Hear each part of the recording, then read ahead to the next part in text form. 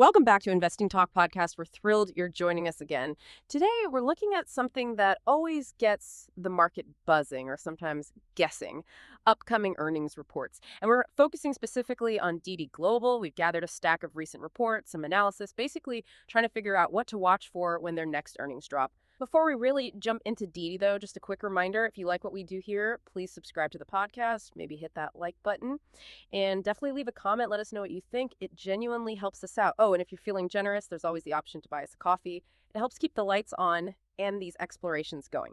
Also, super important, if there's a specific company you want us to tackle next, drop it in the comments after we wrap up with DiDi today.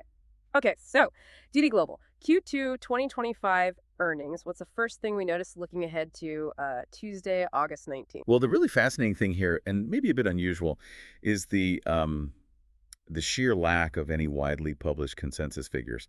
Normally you'd see major aggregators putting out estimates for revenue or EPS, earnings per share. But for DiDi's Q2, not really. No consolidated numbers and not even a credible whisper number floating around. No whisper number either. That is unusual. It is, and it tells you immediately that we're sort of flying with less standard Wall Street navigation here. Okay, so if there's no consensus, no target from the analysts, how do we even start to frame expectations? Where do we look? Yeah, that's the challenge. The company itself, well, they didn't give explicit numeric guidance for the quarter in the usual public trackers either.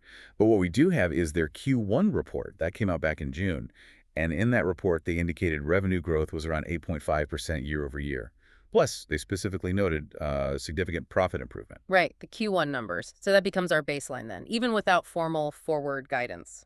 Exactly. That Q1 performance, that 8.5% growth and the profit jump, that sets a kind of benchmark. It's the most recent solid data point we have on their momentum. Makes sense. So sticking with history for a moment, given this lack of current consensus, how has DiDi actually performed in the past? Do they tend to surprise, or is it just unknown? Well, digging into past performance, it kind of continues this theme of, let's say, opacity. The public data aggregators, they don't really show a consistent track record of beating or missing EPS or revenue estimates over the last 4 quarters. Ah. For the last quarter reported, Q1, the consensus was either missing entirely or just a placeholder number. So you couldn't even calculate a formal surprise. Okay, so no clear pattern of beats or misses. What about the stock price reaction after earnings historically? Any clues there? Nope, same story there too. There's no standardized data readily available on how the stock price reacted immediately following the last 4 earnings announcements. So really a bit of a blank slate in terms of historical reaction. Interesting. Right. It really is. Makes predicting the immediate market move very difficult. But let's go back to those underlying trends you mentioned from Q1, that 8.5% revenue growth and the soaring profit. Can you unpack that a bit more? What were the key drivers? Sure. The Q1 metrics are definitely important here. That roughly 8.5% year-over-year revenue growth, it signals a continued recovery in China's ride-hailing market. Things are moving again. Right. Post-pandemic normalization. Exactly. And maybe more strikingly, the profit improvement alongside that growth was significant. They use the word soared. This suggests DiDi is really benefiting from operating leverage now.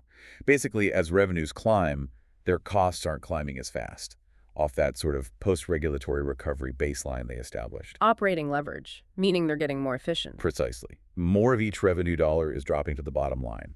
And that's a huge positive signal for profitability, especially after all their past challenges. Okay, that Q1 context is crucial. Now, thinking specifically about Q2, the quarter they're about to report on, what happened during that period? Any big company news or sector trends that could sway these results? Beyond the ongoing recovery, the most significant company-specific event during Q2 was actually the release of that Q1 report itself back in June. Ah, so the news from Q1 landed in Q2. Correct. That report, highlighting the 8.5% growth and the better profits, really set a higher bar, a higher baseline expectation heading into Q2. As for things like major new product launches during Q2 or significant analyst commentary specific to Q2, well, none were really flagged in the trackers or calendars we looked at for this specific earnings print. Okay, so mostly steady as she goes on that front. What about the bigger picture? The ride-hailing sector in China generally during Q2, still recovering. Any headwinds? Generally, yes. The trend seems to be continued recovery. Mobility has been normalizing after the pandemic disruptions. The acceleration DiDi showed in Q1 suggests that the underlying demand remained pretty resilient through the middle of the year, so into Q2.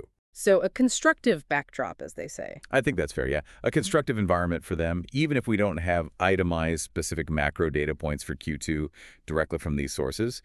The overall sense is positive momentum in mobility. And how has the stock itself been behaving leading up to this report? Does the price action give us any hints?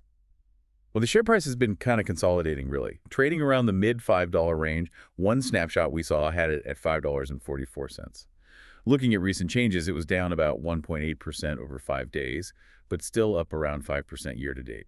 It's not a huge run-up, not a big sell-off either, kind of cautious. Exactly. It looks like a cautious pre-earnings setup rather than strong conviction either way. And crucially, tying back to the lack of consensus, there's also no published data on the put-call ratio or the options implied move. Right, so the options market isn't signaling a big expected swing either, or at least we can't see it easily. Correct. We can't reliably gauge potential volatility or sentiment from the options market based on the standard published data. Another layer of uncertainty. Okay, so we have this picture. No clear consensus. Q1 momentum was good.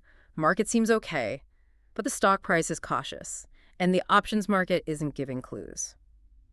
What does this all mean for potential outcomes? What would a good report look like, a bullish case? Right, this is where you need to know what to watch for in the actual release, given the lack of external benchmarks. So, the bullish case, a beat and raise scenario, you'd probably want to see double-digit year-over-year revenue growth, something clearly accelerating from Q1's 8.5%. Showing stronger momentum. Yes. And importantly, expanding margins, either through a better take rate, the cut DiDi takes from each ride, or other efficiency gains. Positive commentary would also be key. Things like confirming sustained demand, maybe disciplined use of incentives so they're not just buying growth. And any hints about the future? Absolutely. Any clear visibility on continued profitability improvement, or maybe some updates on international plans or how they're monetizing other services, that would all be very bullish. Okay, that's the upside. What about the bearish case? What would a miss look like? Conversely, a miss could come from a few areas. Weaker ride volumes than expected, maybe. That would suggest the recovery is stalling. Or maybe higher costs. If they had to ramp up driver or rider incentives to compete, that could really squeeze margins, even if revenue looks okay. Competition biting into profits. Exactly. Also, watch for commentary. If they sound cautious about certain cities recovering slower or mention specific pricing pressure from competitors, that's a red flag. And of course, any hint of rising regulatory concerns or unexpected operational costs hitting that operating income line would be a major negative. Given all that, if you had to pick just one thing for our listeners to really zero in on when the numbers come out, what's the most critical metric this time around? Given where DiDi is in its recovery and that Q1 profit strength, I'd say the absolute key is the operating profitability trajectory. Okay, explain that a bit more. Look at the operating income number itself, or the operating margin percentage. Is it still improving sequentially? Is it sustainable? The market needs confirmation that the margin expansion we saw hints of isn't just temporary or purely bought with excessive spending. Is the core business becoming fundamentally more profitable?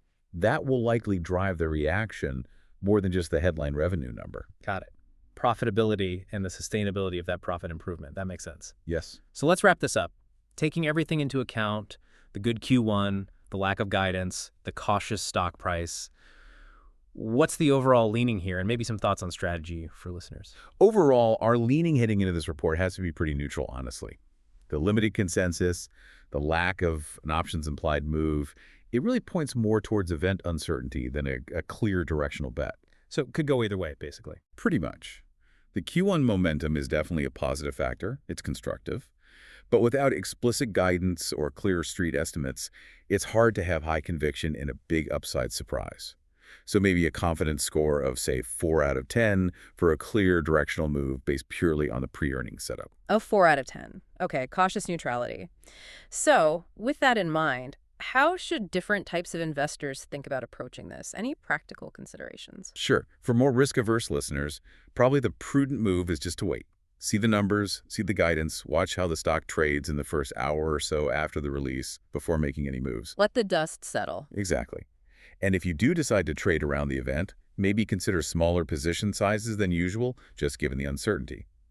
For those more comfortable with risk, well, if the options market actually has decent liquidity despite the lack of published data, a delta hedge volatility play might be an option.